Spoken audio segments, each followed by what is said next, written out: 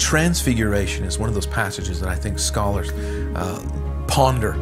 And I think it's easiest to go back to what we know. In other words, let's go back to the Old Testament to see those images of God.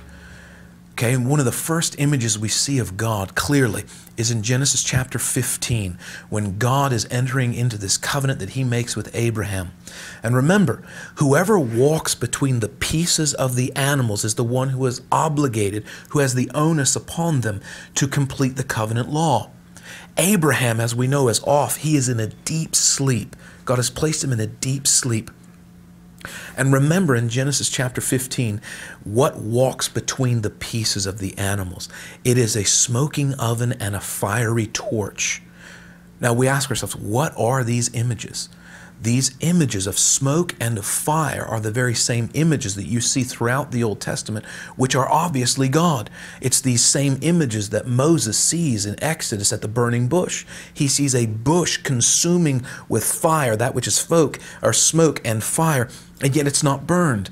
It's these same images which reside upon the Ark of the Covenant inside the Holy of Holies. It's the Shekinah glory of God, pillar of cloud by day, pillar of fire by night.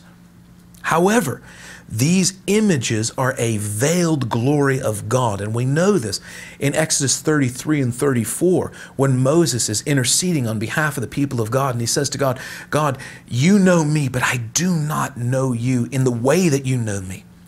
Show me your glory. And in that instance, God says something that we must remember.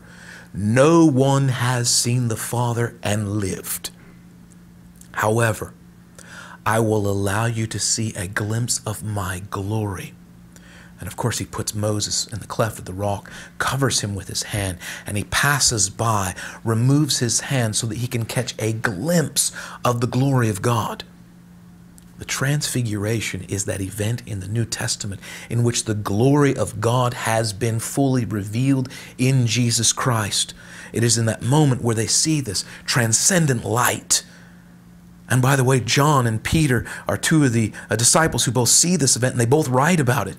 John in chapter 1, verse 14 and 15 says, and behold, in Jesus we have seen the full glory of God the Father as a Father to the Son in the person of Jesus Christ. So the Transfiguration is Jesus being revealed by the Father as the glory of God. And of course, the author of Hebrews picks this back up and says in chapter 1 that Jesus, the Son of God, is the full radiance and the exact imprint of the very nature of God the Father. So what it is it's showing the absolute divinity of Jesus Christ as the full glory of God revealed.